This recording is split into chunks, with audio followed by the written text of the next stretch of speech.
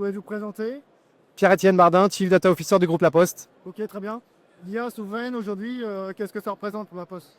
En fait, la souveraineté, c'est pas simplement le sujet de l'IA.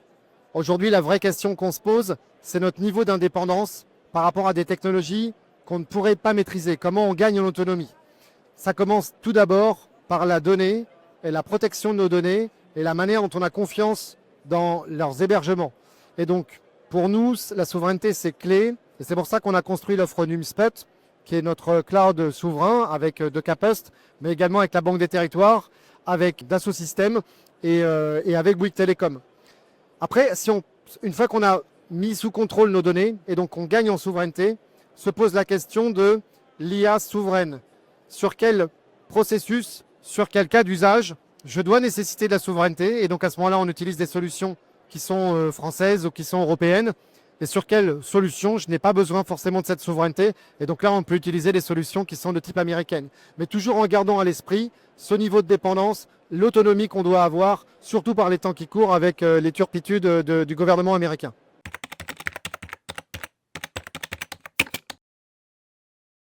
Alors, l'offre NumSpot est une offre qui est Secnum Cloud, c'est-à-dire qu'on a le plus haut niveau de certification, ce qui nous permet d'héberger des données sensibles, des données à caractère personnel, mais également des données de santé. Et donc c'est là où on a un niveau de garantie très élevé qui nous permet de rassurer à la fois les utilisateurs internes, mais aussi nos clients dans l'utilisation de ces technologies. Et ensuite, on rajoute sur ces couches-là des solutions comme Mistral qui sont des solutions souveraines.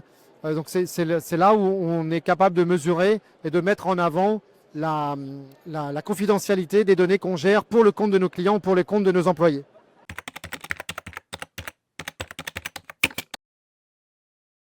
Alors oui, je peux vous en parler parce que c'est mon activité.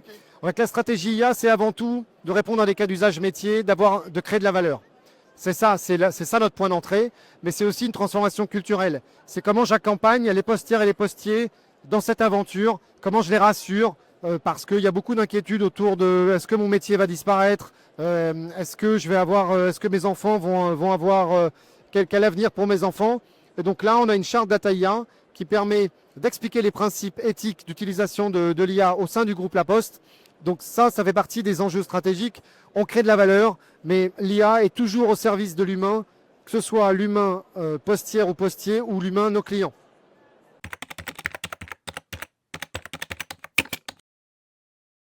Alors ça fait 10 ans qu'on a lancé cette transformation.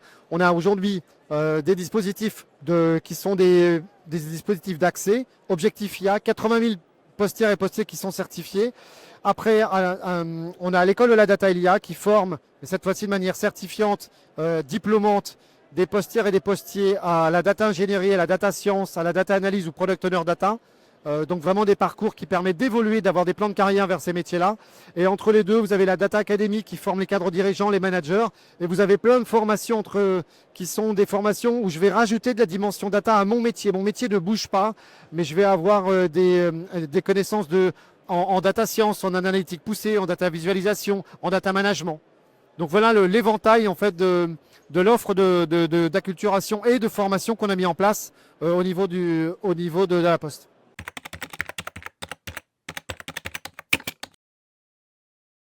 Alors, il y a 2 ans, c'était plutôt on regarde ça, on est intéressé, il y a un peu de curiosité, mais il n'y avait pas d'emballement. Depuis ChatGPT, il y a vraiment le monde d'avant et le monde d'après. Là, tout le monde est intéressé, tout le monde veut savoir, tout le monde veut utiliser de l'IA générative et tout le monde va avoir entre ses mains des outils qui ressemblent à ce qu'on utilise au quotidien chez nous. Donc c'est là où on doit avoir une offre. La Poste, évidemment, on ne va pas déployer ChatGPT à tout le monde. C'est pas une solution qui est considérée comme souveraine. On déploie nos propres GPT en interne qui permettent de vérifier la confidentialité des données, la protection des données qui sont utilisées par nos employés.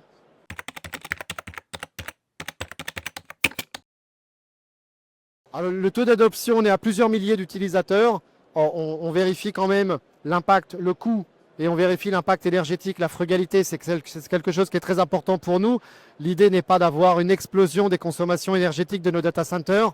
Donc on vérifie ces deux critères pour pouvoir déployer la bonne solution aux bons utilisateurs. Donc plusieurs milliers d'utilisateurs aujourd'hui, mais des demandes qui sont en forte croissance.